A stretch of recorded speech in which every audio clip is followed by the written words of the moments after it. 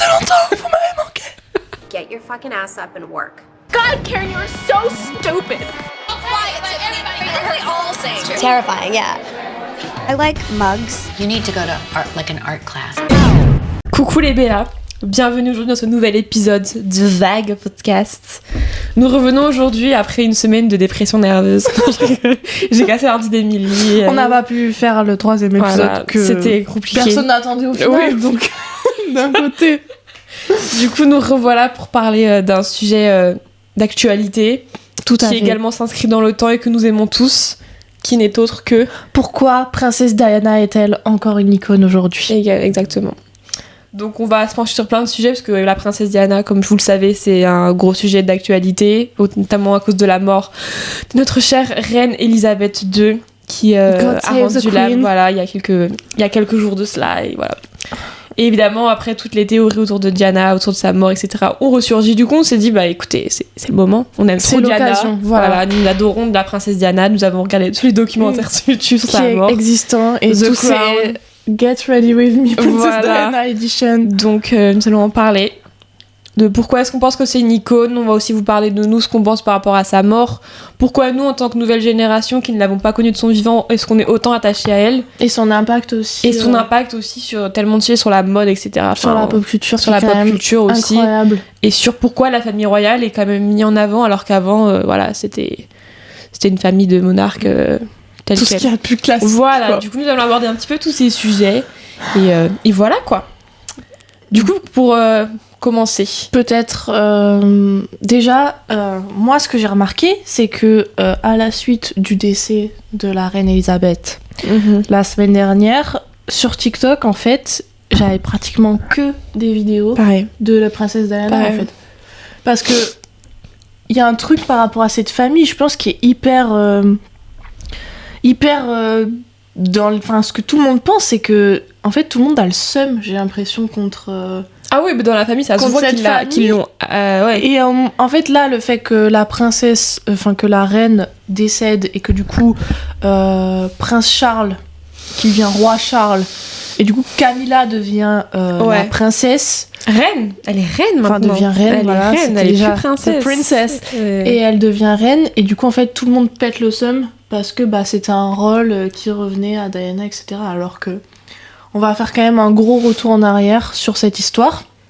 Je pense qu'il y a beaucoup de gens qui connaissent pas vraiment les tenants et les aboutissants de tout ce qui s'est passé. De tout ce qui s'est passé sur ça. Donc on va revenir un peu sur ce qui s'est passé. Je pense qu'il faut revenir vraiment au début du mariage de Diana et Charles. Donc pour ceux qui ne savent pas, Charles depuis longtemps il est amoureux de Camilla. J'arrive pas à prononcer son nom de famille. Elle a un nom de famille Parker Bowles, je sais pas quoi là.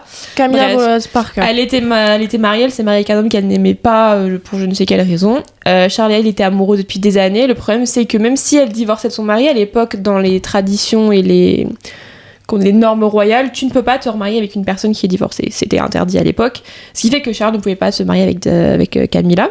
Résultat, le boug a cherché une meuf, on va dire, assez manipulable avec qui il pouvait faire des petits pranks. Il s'est avéré que c'était Diana qui, a priori, était très amoureuse de lui. Ça, malheureusement, on n'a pas vraiment de en fait, il se trouve que du coup, Charles, il a rencontré Diana parce que c'était la sœur. Ah oui, c'est vrai qu'il a date sa sœur. Voilà, d'une personne qui était dans son entourage, qui était amie de la famille, etc. Il est sorti avec sa grande sœur.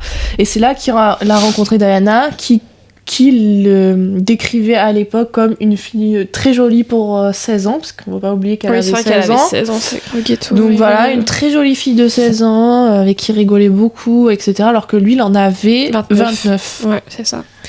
Du coup, voilà, donc je pense que Charles a vraiment présenté Diana, histoire que voilà, une bonne princesse, etc. Ils sont mariés, du coup, elle avait 19 ans, il en avait 32. Bon, c'est voilà, ça. Après, c'est un peu... Bon, moi, personnellement, ça me choque un peu, mais bon, voilà, a priori, c'était pas choquant pour l'époque. Et du coup, Charles a continué à avoir Camilla pendant toutes ces années, même malgré le fait que, du coup, Diana et Charles ont eu 2 enfants, que vous connaissez bien évidemment, qui est le prince William et le prince Harry, que nous aimons tous. Enfin, les deux en général. Mais voilà, du coup, donc c'est vrai que pour le coup, c'est une histoire qui date pas mal, Camilla et Charles. En fait, c'est une histoire d'adultère à la vue de tout le monde qui a beaucoup fait parler parce qu'en plus, la famille royale, il y avait pas trop eu de drama avant. Jamais, tu vois, la généralement, reine Elisabeth, son mariage, il était classico-classique avec Après, le prince Philippe, enfin le roi Philippe. le truc que je tiens à dire, c'est que la reine, elle a eu le choix pour le prince Philippe. Ouais. Contrairement à Charles. Charles n'avait vraiment pas le choix pour le coup. Il lui. commençait à se faire vieux et tout le monde, en fait, se demandait quand est-ce qu'il allait se marier. Parce que 29 ans, Oui. pour se marier, c'est pour la Dans monarchie, la c'était un royauté, peu voilà, vieux. c'était Sachant un peu que vieux. Elisabeth, elle s'est mariée à 20 ans, je crois. Tout le monde commençait à se dire, c'est quand qu'il va se marier. Dès qu'il était vu avec une femme, il y avait des spéculations comme quoi, justement, il allait peut-être se marier avec elle, etc. etc. Donc, ça paraissait logique que pour lui, dès qu'il a rencontré Diana, il a pas cherché trop plus loin en fait. Je pense C'était qu'il l'aimait pas du tout. Il s'est dit bon, c'est bon, elle fera l'affaire, elle vient etc. d'une famille aristocratique. Oui, aussi, ouais. Elle est jolie. Elle était très douée avec les enfants parce qu'elle travaillait à l'époque dans une maternelle ou une crèche. Donc au final, ça paraissait être un très bon parti. Pour le coup, sur c'était le la papier. femme parfaite. Je crois qu'après, C'est elle a fait l'unanimité au niveau de la famille royale. Tout le monde était en mode, mais cette fille est parfaite, quoi. Ouais. Donc voilà, ils ont été ensemble pendant plus de pratiquement 20 ans. Non, peut-être pas 20 ans, 17 ans. Ouais. En gros, le divorce officiel de Diana et Charles, c'était en 1996 et Diana est décédée un an plus tard, en 1997. Et c'est en 1994, il me semble que Charles, en gros, a avoué publiquement qu'il était dans une autre relation avec Camilla, du coup. Voilà, c'est donc, ça. Voilà, Camilla qui se séparait du coup de son mari. Alors, elle et son mari se sont séparés en 95. Charles et Diana en 96, Diana est morte en 97 et Charles et Camilla sont mariés du coup en 2005. Mais il me semble qu'elle avait des enfants aussi, Camilla, de son premier mariage. Il me semble aussi. Donc c'était un peu compliqué. Et Diana, elle l'a dit dans des interviews que pour elle, elle était dans un mariage à 3 en fait. Ouais, il y avait 3 personnes dans le mariage. Parce que avant même du coup qu'il rencontre Diana, cette histoire était déjà médiatisée. Le fait que Charles en tout cas, était très proche d'une femme qui était Camilla, qui était déjà mariée. Enfin, c'était vu d'un mauvais œil. Mais par contre, dès qu'il s'est marié avec Diana, tout le monde savait forcément qu'il continuait à fréquenter Camilla. Ça paraissait logique. Il y avait plein de monde qui étaient au courant, donc c'était pas... Je pense que la plupart des gens savaient que c'était un mariage qui n'était pas réel, c'était vraiment pour la monarchie, pour avoir une superbe femme reine plus tard. Voilà. Mais Camilla, malheureusement, elle ne fitait pas à l'époque dans le rôle en tout cas. Et malheureusement, en fait, Diana, malheureusement et heureusement, elle a tellement eu un impact sur les femmes parce qu'elle était dans le rôle aussi de la femme trompée, tu vois. Oui, et à aussi, l'époque, carrément. c'était quand même énormément tabou comparé à maintenant, le fait c'est sûr. d'être une femme. En plus, tu vois, dans la monarchie, le divorce c'était super mal vu. C'était, je crois que en 1996, il y a 3 des enfants de la reine d'Angleterre qui ont divorcé, donc Charles, Anne, sa fille, et il me semble que c'est Andrew aussi qui a il est divorcé, mais il habite encore avec sa femme. Donc, mais en gros il y a eu 3 divorces et je sais qu'à l'époque c'était genre scandale qu'il divorce au sein de la famille royale, donc c'était pas normalement autorisé de...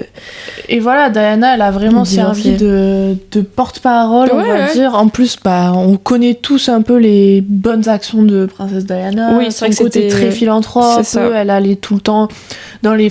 Elle allait dans des foyers, voir les personnes qui étaient malades. Elle avait pas de barrière avec les êtres humains et elle se prenait pas pour... son rôle de princesse, tu vois, ça lui mettait pas de barrière pour aller vraiment rencontrer les gens. C'était quelqu'un qui avait vraiment un grand cœur. Et du coup, je pense que c'est ça qui a fait qu'elle était aussi... En fait, je trouvais que ça se voyait aussi, tu sais, qu'elle, par exemple, pas forcément qu'elle prenait du plaisir, mais qu'elle avait de la compatibilité, j'allais dire n'importe quoi, de la compassion pour les autres. Gens, alors que les autres, la famille royale, t'avais plus l'impression que c'était vraiment pour des obligations. Ils étaient toujours un peu... Il y a toujours une distance. Enfin, quand tu vois le prince Charles, des fois, qui était à l'hôpital, j'ai vu des extraits, genre, il est tout droit, genre, il salue ça à la main, genre, elle a fait des câlins aux gens, tu vois, ça se voyait. Elle sortait un peu du moule, en fait. Ouais, mais c'est ce qu'elle avait dit dans les dernières interviews où elle a avoué, du coup, que Charles l'avait trompée. Elle disait, je suis la reine du peuple, dans le sens où je suis pas un livre avec des lois de monarchie, je vis parce que j'aime les êtres humains et que voilà. C'est ça, elle était vraiment adorée, puis même en fait elle s'intéressait à plein de domaines qui du coup genre la famille royale n'avait pas trop noué avec ces domaines-là depuis des générations. Par exemple le cinéma, tu vois, elle rencontrait des acteurs, des actrices. Elle avait beaucoup de relations avec les États-Unis et ça c'était à l'époque c'était vraiment genre un truc qui avait jamais été fait par rapport à la monarchie qui de base n'avait jamais de relations avec les États-Unis, etc. Donc elle a un peu créé elle a créé des dialogues entre plein de choses et la monarchie, et ça c'est quelque chose qui du coup plaisait beaucoup au peuple. Donc c'est vrai tout le monde était de son côté. Oui, non, mais clairement, je pense que c'était vraiment. Pour en avoir parlé avec mes parents qui, du coup, ont grandi dans les années 90, mon père m'a clairement dit. Mon père n'avait rien à faire de famille royale, mais il me disait Diana. On m'en entendait parler tout le temps. Elle était tout le temps médiatisée. Je crois que c'était la personne la plus photographiée à travers le monde. C'est ça. Pour vous dire à quel point c'était quand même. Oui, elle était photographiée de partout. Je pense que même n'importe quelle personne qui même ne suivait pas du tout l'actualité, qui n'était pas du tout au courant de la monarchie, savait qui était Diana. Exactement. Autant tout le monde, personne savait le nom des princes et des princesses, parce que ça, voilà, faut s'y renseigner un petit peu, mais tout le monde connaissait Diana. C'était genre la femme qui représentait la famille royale. Alors que pour le coup, tu regardes les autres, c'est pas du tout le même bail. Et non, et en plus de ça, voilà, le fait que du coup ils divorcent, après, Diana, elle a eu des relations aussi avec d'autres personnes. Elle en avait déjà à l'époque où elle était mariée, mais c'est vrai que du coup, forcément, elle était plus mariée avec Charles, donc logique, t'as vu, elle avait la best life, mais normal. Sa vie. Et c'est là que du coup, elle a eu, je crois, une relation avec un acteur, et puis après, elle s'est mise avec ce gars qui était un héritier de égyptien, je crois. Je sais plus, un homme bien tuné et tout, qui était connu. D'origine égyptienne, je crois. Bon, du coup, là, moi, j'ai envie qu'on parle aussi des théories du complot, parce que ça, j'en ai vu énormément sur TikTok. Tu cherches son nom ? Ouais, c'est Dodi Fayed, voilà. C'est un producteur de films égyptien et qui, du coup, était de confession musulmane. Et ça a posé énormément de problèmes par rapport à la famille royale, mais etc. du coup, pour un peu aussi, du coup, en aborder en parlant de ça, les théories du complot, on en a vu énormément, il y a eu énormément de preuves. Donc une des premières théories du complot, et nous on va dire ce qu'on en pense, parce que moi perso il y a des trucs, je pense que ça peut potentiellement être vrai, le fait que l'assassinat de Diana ne soit pas un simple accident, parce que dans ce qui était écrit exactement, il s'est passé qu'il y a eu un accident à cause de, je crois que c'était des paparazzi la suivaient. En gros c'est le truc officiel. Voilà. Il y a plein, en fait, je pense que c'est vraiment un des trucs sur Terre qui est genre la légende urbaine que tout le monde connaît, c'est que Diana c'était pas un accident mais un assassinat, et ça c'est les gens qui du coup ont enquêté sur cette théorie, etc. Ils ont trouvé des preuves, mais avec l'ambulance, le temps de transport, donc on va retracer un peu le truc. Diana elle est décédée donc à Paris en 97 au niveau du pont de l'Alma, où elle était du coup en voiture avec son mec de l'époque, Dodi Fayed, et du coup son chauffeur, un chauffeur, et ils étaient suivis par des paparazzi.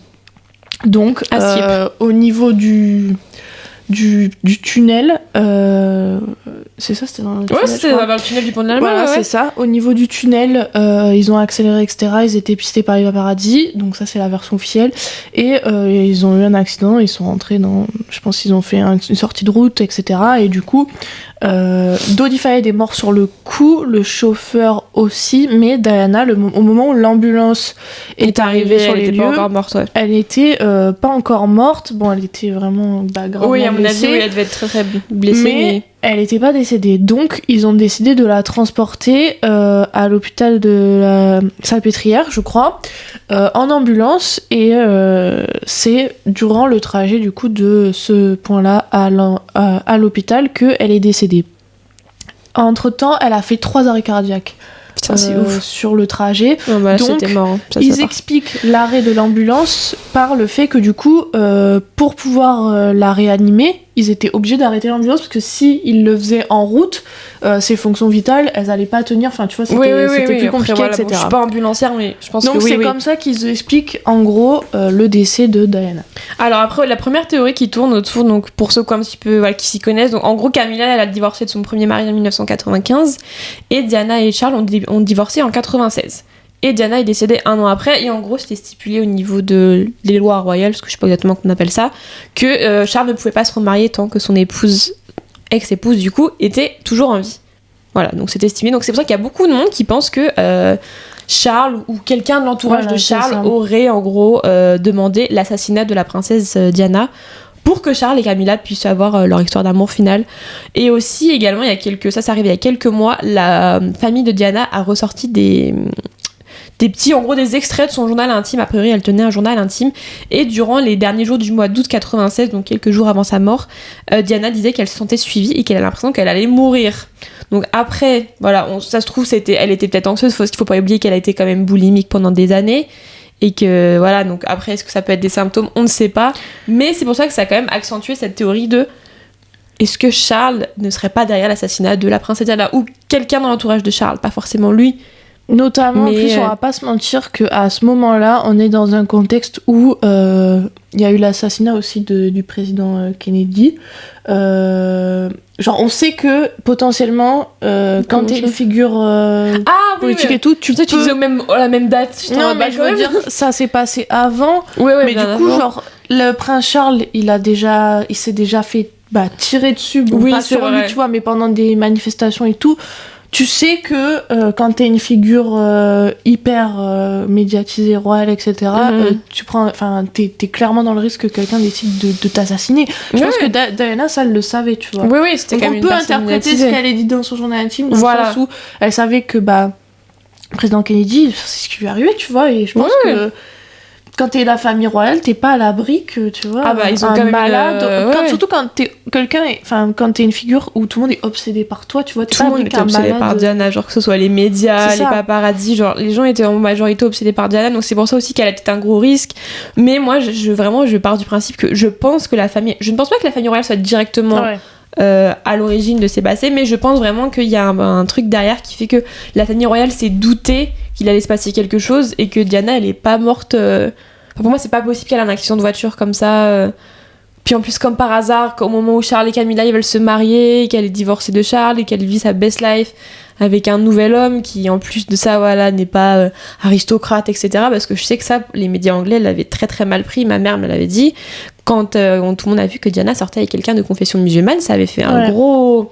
Ça avait beaucoup parlé, quoi, parce que Diana, c'était la petite chrétienne blanche de la famille royale, elle ne pouvait pas fréquenter, enfin, c'était très mal vu, alors qu'elle était plus dans la famille royale. Et là, elle était divorcée de Charles. Exactement, et quand il s'est passé cet accident, en fait, elle revenait de vacances avec son elle était à Paris avec lui et tout, donc c'est pour ça qu'il y a beaucoup de gens qui ont dit, voilà, le mec, il est décédé aussi, du coup...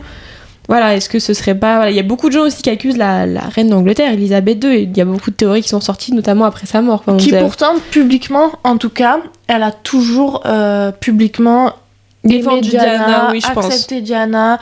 Je pense que la reine d'Angleterre a toujours mal vu Camilla, et la verra toujours mal, parce que c'est quand même la femme qui a créé tout ce scandale autour de la famille royale. Enfin, la reine d'Angleterre, elle a quand même subi aussi ce scandale autant que n'importe quelle personne de la famille royale. Mais je pense qu'il est hyper important de se dire que, en fait, Camilla, dans l'histoire, tout le monde la déteste. Ouais. Alors que c'est juste une femme qui est amoureuse. Genre, en fait, c'est horrible.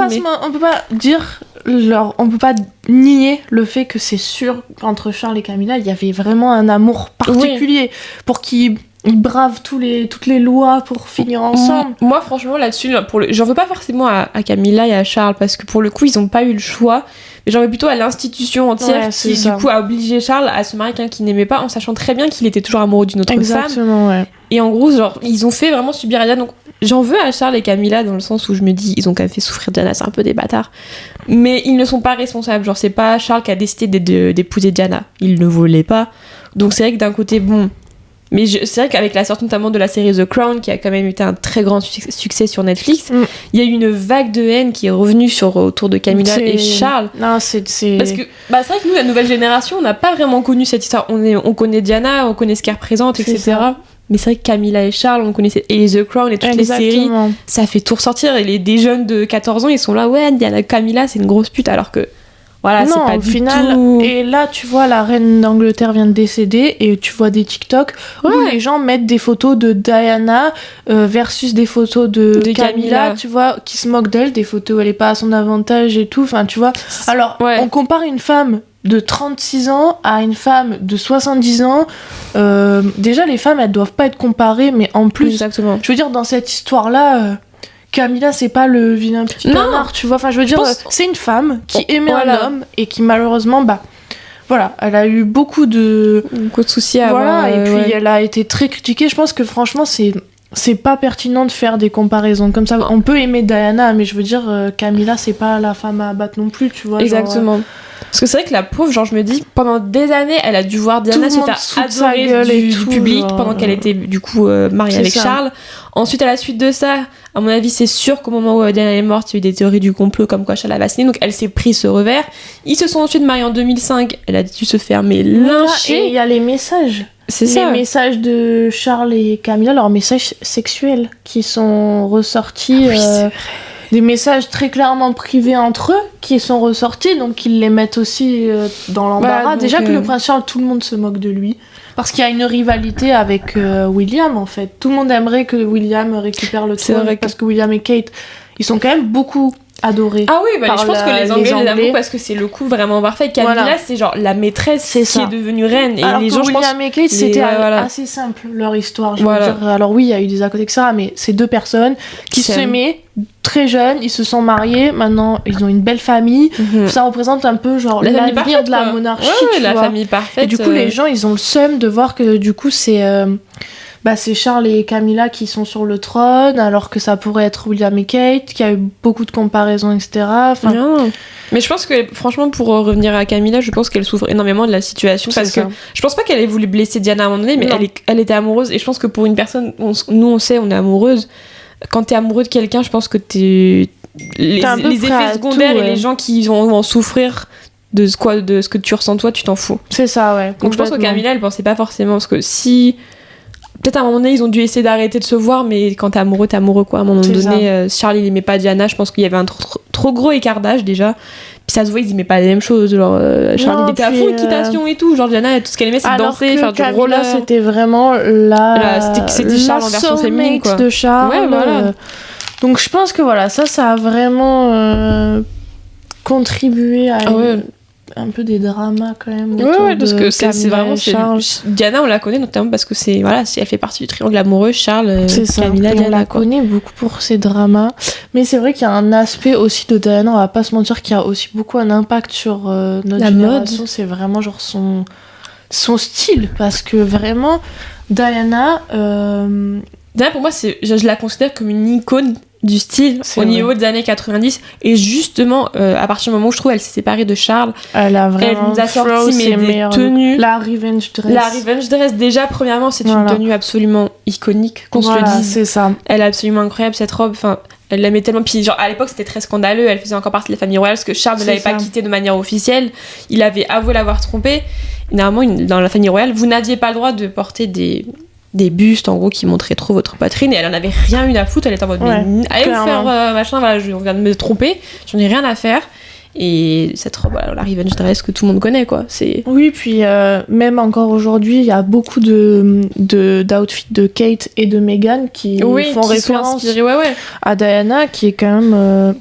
Enfin, je pense que à cette époque-là, tu vois, elle avait vraiment genre une classe, mais aussi un côté un peu sportswear, parce que ses tenues, tu vois, c'était pas les tenues... Kate Middleton porte pas ce genre de tenue, tu vois. Genre les cyclistes. Voilà des blazers sûrement oversize, des hoodies, des cyclistes. Quand elle s'est séparée de Charles, à un moment donné, elle allait à la gym. Il y a beaucoup de paparazzi qui ont pris en short cycliste avec le hoodie hyper XXL. Et c'est vrai qu'il y a beaucoup de trucs sur TikTok, notamment où tu vois des gens porter un cycliste et un gros sweat en mode Am I Princess Diana? Enfin, c'était ça. Vraiment. Après, je pense si aussi notre génération est marquée par ça, c'est parce que en ce moment dans la trend, c'est énormément de la mode des années 90. C'est vrai, donc ça revient énormément, les blazers oversize, notamment le shooting que Hailey Bieber elle avait fait avec Vogue. C'est vrai, il est tellement iconique ce shooting. Elle avait clairement créé les tenues et tout, donc on va pas se mentir. Ça a bien mis en avant. C'est Hailey, donc ça... Parce que Hailey Bieber, elle est quand même connue notamment pour son style, donc je pense à partir du moment où elle s'inspirait de Diana, c'était sûr que les gens du coup allaient s'inspirer du look de Diana créé par Hailey. Voilà, puis c'est très la old money esthétique qui est très aussi, elle en est ce très moment comme ça. trend sur TikTok, etc. C'est vrai que c'est un peu une des personnes précurseurs aussi de ça. Ah bah carrément, pour le coup, je pense que ça explique aussi son impact. Non, c'est vrai qu'elle a quand même un gros impact au niveau de la mode, je m'étais pas rendu compte, parce que j'ai acheté des cyclistes aussi, parce que genre j'ai vu le blazer oversize, c'est Diana. Oui, c'est vrai, on les porte trucs avec tout des ça, très mais épaulettes, c'est Diana qui a vraiment amené ça en tendance. Les chaussettes hautes avec un short ça pour moi c'est vraiment, quand je suis habillée comme ça, je suis Diana en fait. Genre, je suis en mode je suis Diana aujourd'hui. Blazer oversize, ça c'est elle, et je trouve que c'est quand même incroyable que notre génération qui ne l'ont pas connue soit inspiré par c'est elle à ça. ce point, et il y a personne d'autre dans la monarchie de n'importe quel état qui a eu un impact comme ça. En fait, sur la c'est mode. pour ça que je pense que Diana est appréciée, c'est parce qu'elle a un style que nous on peut recopier. C'est ça. Genre, on va Elle a pas un se style mentir, accessible. voilà, Kate Camilla, Middleton, Kate Middleton, enfin, on peut reproduire ses looks, mais c'est pas des looks que tu vas porter C'est dans la ça. rue. qu'on va Kate te regarder en Middleton, elle mode, est très classico-classique, on va pas se mentir. Kate Middleton, c'est genre Chanel. Bon, je sais pas si ses ensembles c'est du Chanel, mais très en mode sophistiqué, quoi. C'est pas. Enfin, nous, on peut pas porter ça dans la rue. On C'est ça. peut, mais en soi, personne ne nous l'interdit, mais c'est Oui. pas un style Non. que tu peux avoir sur des gens en général. C'est ça. Alors que Diana, des fois, elle s'habillait. Après, je pense que la majorité des styles de Diana se sont vraiment affirmés après la fin de la monarchie parce qu'elle a pu vraiment exprimer son Ouais, style c'est ça, et parce porter que ce qu'elle il y avait voulait. quand même des règles à respecter à partir du moment où elle était membre de la Ouais, famille mais je royale, pense quoi. que c'est vraiment ouf toute cette engouement autour de Diana pour notre génération à nous qui ne l'avons pas connue, mais je pense que c'est vraiment en grande partie grâce aux séries. Je pense vraiment à The Crown qui a vraiment cartonné notamment la dernière saison parce qu'il y a C'est la ça. princesse Diana. Puis il y a Puis le même nos film, parents, etc. Enfin, le moi, film personnellement, avec Kristen Stewart, Oui, qui est sorti aussi. quand même cette année, on va pas. il y a tellement de l'année films autour de dernière. Diana. Puis moi, franchement, aussi, c'est mes parents, enfin ma mère surtout. Mm. Je sais pas vous, mais je sais que moi, ma mère, elle a eu. Peut-être pas qu'elle était fan de Diana, mais dans le sens où elle s'est beaucoup retrouvée en elle. Et c'est vrai qu'à sa mort, elle m'a dit qu'elle était vraiment triste. Et je sais que c'est le cas de beaucoup de mères ou de femmes des années 90 qui ont connu Diana depuis qu'elle était mariée avec le prince Charles en 81. Et qui, voilà, ça faisait 20 ans qu'elle suivait Diana, qu'elles l'ont vu devenir une femme, elles l'ont vu se faire tromper, elles l'ont vu machin. Et du coup, bah. Voilà quoi, c'est comme si aujourd'hui nous on perdait. C'est ça. On perd notre Kim Kardashian, tu vois. Oui. Genre, Non, mais.